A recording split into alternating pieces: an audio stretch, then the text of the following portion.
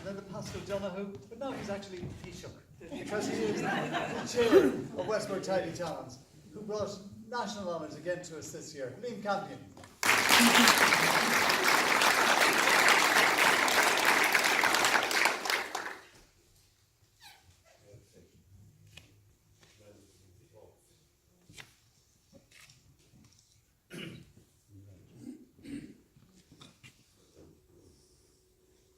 Firstly, thank you for being here with us tonight to celebrate 2018 and to kick off 2019.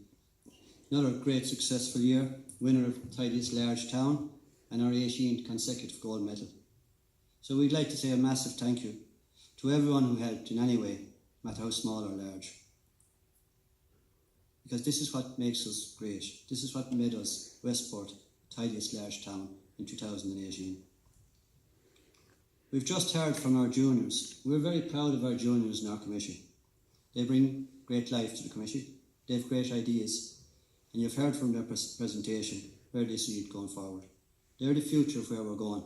And I think we'd all agree we're in safe hands. So well done to our juniors.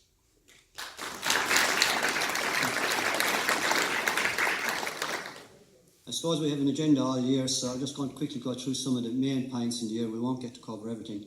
But we kicked off our St. Patrick's Day Parade with our own Pat Scahill, Grand Marshal, and leading us.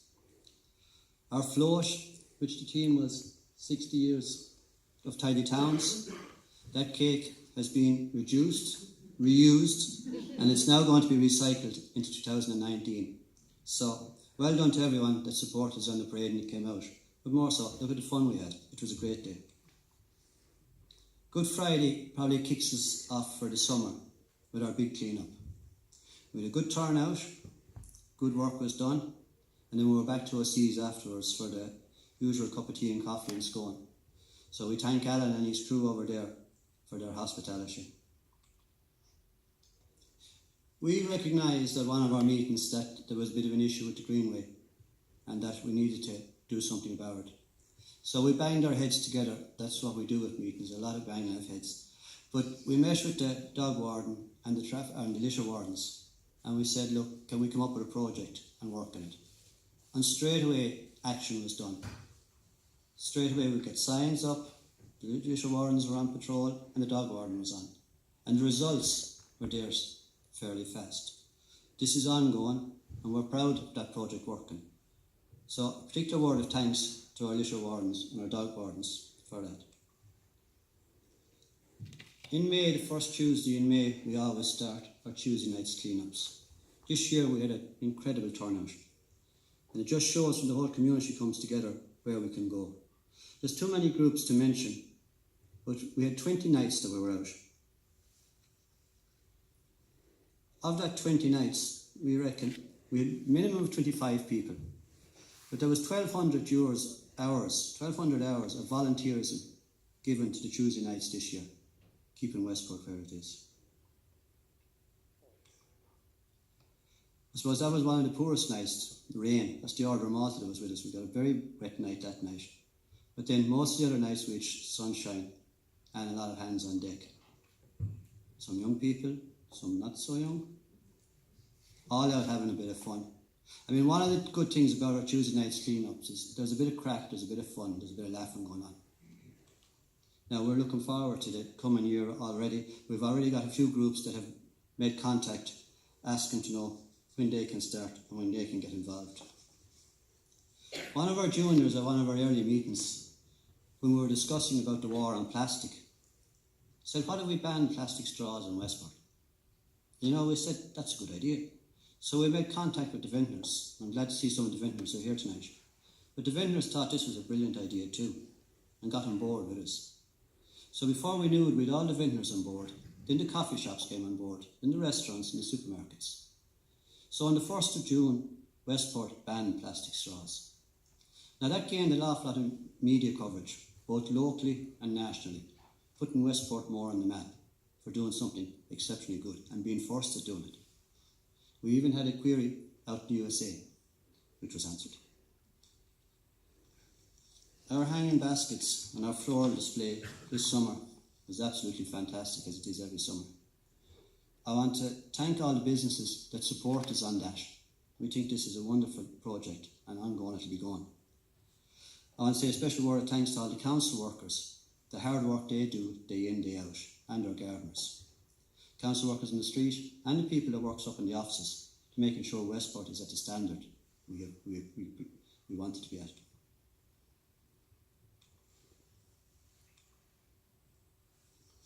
Funding and sponsorship.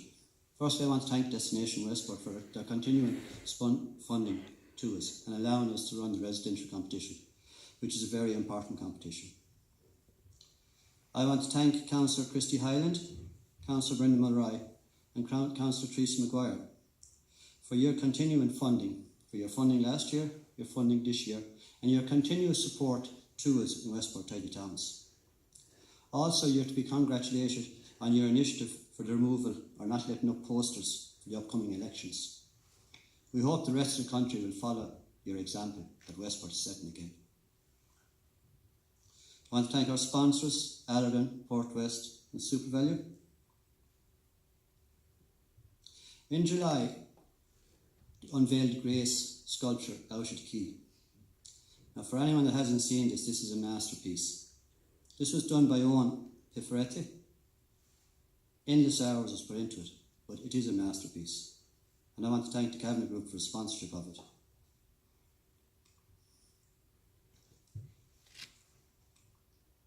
We have two slides here. Second one obviously shows more of the mint shed than the first one, but I'll stick with the second slide.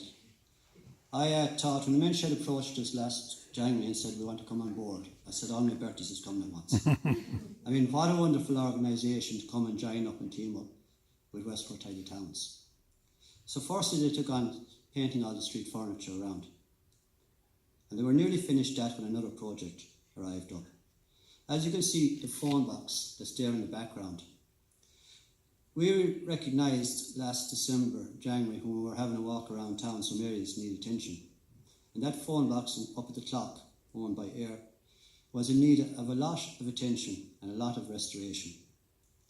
So, we made a phone call to the council offices. We spoke to Anne Moore and Simon Wall. We asked, could we get the phone box? Shortly afterwards, the phone call came back saying that Air was giving the phone box to Westport Tidy Towns.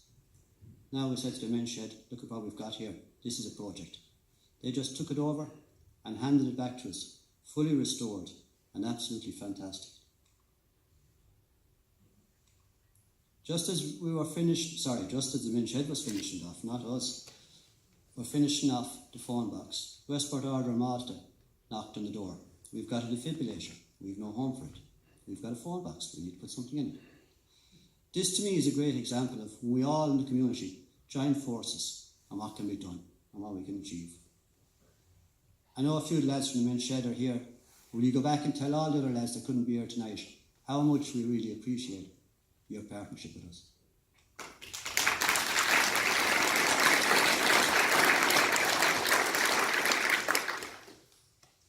When we put up this slide at the backbone, there was one or two laughing, but I mean, I think the slide nearly speaks for itself. It's the volunteers that's the backbone of Westport Tidy Towns. Whether you volunteer once in the year or every day in the year, whether you look after the core of the town, the approach roads, or the residential areas, no matter what you do, no matter how small or how large, this is the backbone of Tidy Towns. And I want to say a big thank you to each and everyone that's involved with it. We have our own biodiversity champion here amongst us. Pat Fahey is off to Dublin next month for the National Biodiversity Awards. We hope the judges get it right, Pat, because you're deserving of a national award. So we wish you well and thank you for all you've done, Pat.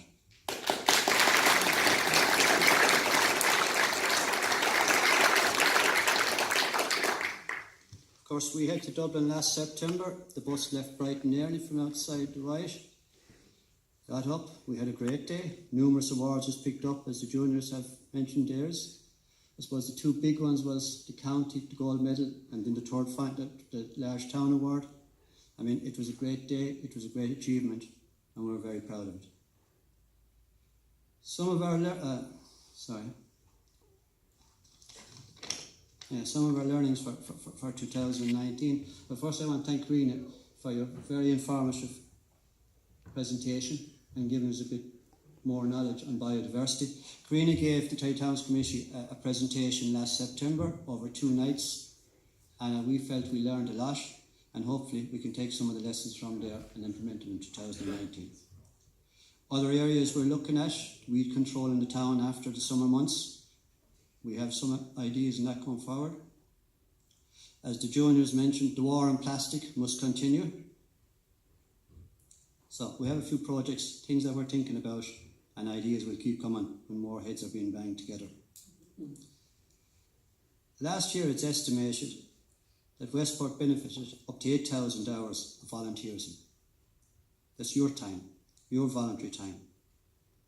And that's a lot of voluntary hours, keeping our town tidy. But this is the standard we've set. These are the standards we have to maintain. And our vision in our committee is to continue to grow. Great organisations need great committees, and we have a great committee. We have people that will travel to other tidy towns and talk at conferences, call into schools and support, as well as all the other jobs we've spoke about already, or projects we take on already. They're not jobs, they're projects. We're enjoying them. So I'm getting near the end. I'd like to thank Rosaline and Paul and your team in the Town Hall for your support here tonight. I want to thank Dermot, our MC, who's always here to help us and our supporter. So now, that's me finished. It's time to go on with 2019, and we look forward to another very busy year. Thanks.